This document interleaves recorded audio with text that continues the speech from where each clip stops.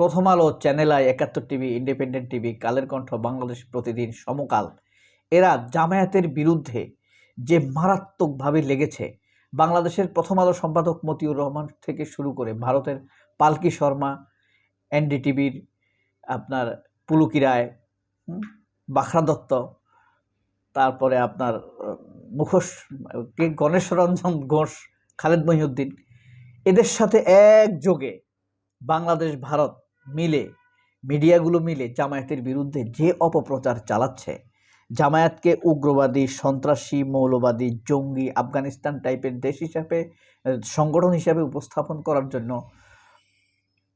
উঠে পড়ে লেগেছে। জামায়াত এখন কি করবে? জামায়াত কি এটা ঠেকাতে পারবে? সেই শক্তি কি জামায়াতের আছে? এটা যারা প্রতিদিন দুই চারটা পত্রিকায় চোখ বুলায় তারা বুঝতে পারবে। এই যে প্রথম আলো জামায়াতের বিরুদ্ধে অপপ্রচার চালাচ্ছে, জামায়াতের এর বিরুদ্ধে কি করার আছে? হাতে কি আছে? কিচ্ছু নাই। ভারত যে অপপ্রচার চালাচ্ছে তার জন্য তো আরো কিছু নাই। তাহলে জামায়াতের নেতারা এই সংগঠনটিকে কাদের অপপ্রচারের মুখে ঠেলে দিয়েছে? তাদের হাতে মোকাবেলা করার জন্য কি দিয়েছে? প্রথম আলো মোকাবেলা করার জন্য জামায়াতের কি আছে? ভারতের এনডিটিভি, ইন্ডিয়া টুডে, বাংলা বাজার পত্রিকা, রিপাবলিক বাংলা, এসবের অপপ্রচারের বিরুদ্ধে জামায়াত তাদের কর্মীদেরকে কি দিয়েছে? জামায়াতের নেতারা এখানে ভুয়া, এখানে ফাঁকা। এখানেই তারা কিছু করতে পারে নাই।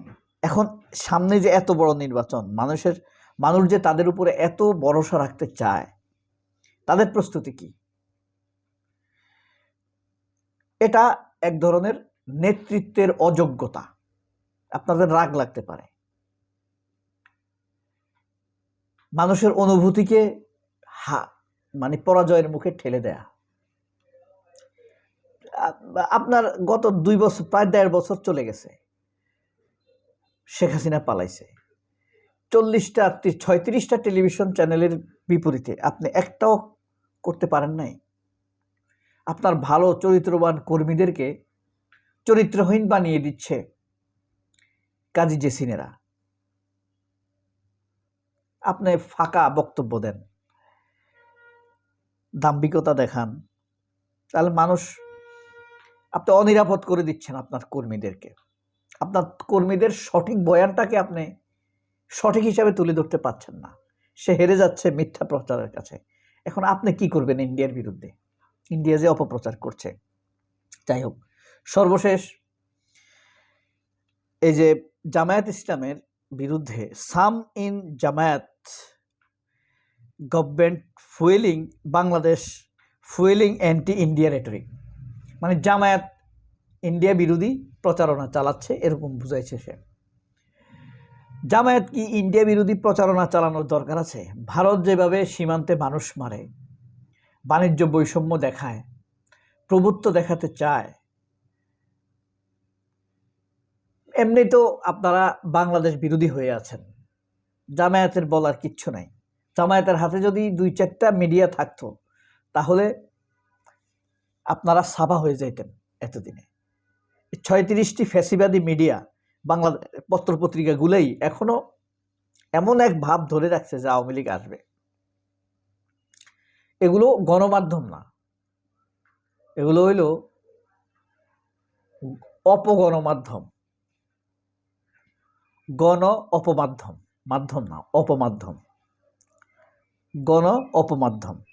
যাই হোক, আপনাদেরকে একটু পড়ে শোনাই এখান থেকে। বাংলাদেশের আসন্ন সংসদ নির্বাচনকে ঘিরে ভারতীয় বিভিন্ন সংবাদ মাধ্যমে প্রকাশিত প্রতিবেদনগুলো বিশেষ বিশ্লেষণ করে একটি সুস্পষ্ট একপাক্ষিক রাজনৈতিক বয়ান লক্ষ্য করা যায়। এসব প্রতিবেদনে জামায়াত ইসলামীর সম্ভাব্য রাজনৈতিক উত্থান ঠেকাতে আন্তর্জাতিক অস্থিরতা নিরাপত্তার ঝুঁকি হিসাবে জামায়াতকে তুলে ধরার চেষ্টা করছে। এর জন্য সবার সামনে আছে বাংলাদেশ থেকে ফরিদুর রাজা সাগর, প্রথম আলোর মতিউর রহমান, তারপরে আছে আপনার বিএনপি টাইপের একটা লোক আছে, আহা বেঈমান, রোমিও। তারপরে আছে আপনার ইন্ডিয়াতে আছে ময়ূখ রঞ্জন ঘোষ, ফাস্টফুডে আছে পালকি শর্মা, আনন্দবাজার পত্রিকা তাদের এই বয়ানগুলো প্রচার করে যে বাংলাদেশে উগ্রবাদীদের উত্থান হয়েছে, এটার নেতৃত্ব দিচ্ছে জামায়াত। কিন্তু কখনো হাসিনার 2-3 হাজার মানুষকে হত্যা করা নিয়ে তাদেরকে এরকম উদ্বিগ্ন হইতে দেখি নাই আমরা, ইভেন কি বাংলাদেশের কোনো মিডিয়াকেও দেখি নাই। যাই হোক, জামায়াতের দোষ আছে, হয় এটা তারা ইন্টেনশনালি করে, ইচ্ছাকৃতভাবে নিজেদের কর্মীদেরকে অসহায় বানিয়ে ছেড়ে দেয় সমাজের মাধ্যমে, চিরকালেরা হীনমন্যতায় ভোগে, নিজেদেরকে সৎ হওয়া সত্ত্বেও নিজেদেরকে ছোটভাবে অন্যদের তুলনায় উন্মানুষ মনে করে। জামায়াতের পিওর কর্মী যদি 1 কোটি হয়ে থাকে, ভোট আছে ধরেন 4 কোটি, ধরেন 3 কোটি, মানে পিওর ভোট, এরপরে ভাসমান ভোট মিলেই তাদের ক্ষমতায় আসার সম্ভাবনা তৈরি হয়ে যায়। কিন্তু এই কর্মীগুলোকে চিরকাল তারা এই সমাজের মধ্যে অসহায় হিসেবে ছেড়ে দেয়, তারা প্রোটেক্ট করতে, জেলে গেলে দেখে করে, ঠিক আছে, সমাজের তাদেরকে তাকায় কিভাবে, উন্মানুষ হিসেবে তাকায়, অসহায় হিসেবে তাকায়। কোনোদিনও তারা মিডিয়ার দিকে মনোযোগ দেয়নি। যে মনোযোগ দিছে একজন শহীদ মীর কাসেম আলী, তাকে তো আওয়ামী লীগ মেরেই ফেলেছে। এই সংবাদ মাধ্যমগুলো দাবি করছে জামায়াত ইসলামী বাংলাদেশের অস্থিতিশীল পরিবেশ তৈরি করে নির্বাচন পিছিয়ে দিতে চায়। বিজেপিপন্থী ফার্স্ট পোস্টের এডিটর পালকি শর্মার বিশ্লেষণ, সরাসরি অভিযোগ করা হয়েছে জামায়াত জনমত জরিপে পিছিয়ে থাকায় এখন অবাধ নিরপেক্ষ নির্বাচনের পরিবেশ নেই বলে দাবি তুলছে। অন্যদিকে জামায়াতের ছাত্র সংগঠন ইসলামী ছাত্র শিবির পরপর 5টি বিশ্ববিদ্যালয়ের ছাত্র সংসদ নির্বাচনে বিপুল বিজয় পেলেও জনসমর্থনকে তারা প্রচার করছে রেডিকালিজম হিসাবে, উগ্রবাদ হিসাবে। এই যে বাংলাদেশকে অসম্মান করা, লক্ষ লক্ষ ছাত্ররা তাদেরকে ভোট দিছে শিবিরকে, আর প্রথম আলো, ভারত, এরা প্রচার করছে এটা উগ্রবাদের উত্থান হিসেবে। এটা কি মানুষের মতামতকে, গণতন্ত্র মানুষকে, স্বাধীন রায় দেওয়া মানুষকে সম্মান করা নাকি অসম্মান করা? কিভাবে আপনি দেখেন? এরপরে দেখেন, প্রথম হইল আনন্দবাজার পত্রিকা।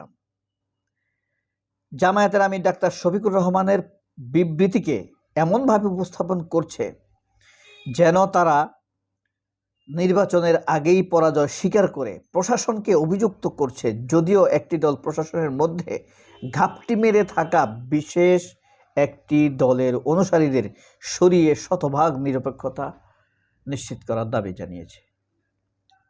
নাম প্রকাশ না করার শর্তে কলকাতা বিশ্ববিদ্যালয়ের সাউথ এশিয়ান স্টাডিজের অধ্যাপক বলেন যে বাংলাদেশে যে 24-এর অভ্যুত্থান হয়েছে তা হাসিনার স্বৈরশাসকের বিতাড়নের এবং অতিষ্ঠ হয়ে গণবিস্ফোরণ। দেখেন, ভয়ে নাম বলে নাই, কারণ সেও কলকাতার, মানে ইন্ডিয়ান। এখন সে যদি নিজের নাম প্রকাশ করে তাহলে হয়তো তার উপরে হামলা হতে পারে। এটা আমাদের দেশ থেকে, বাংলাদেশ থেকে যোগাযোগ করা হয়েছে তাদের সাথে।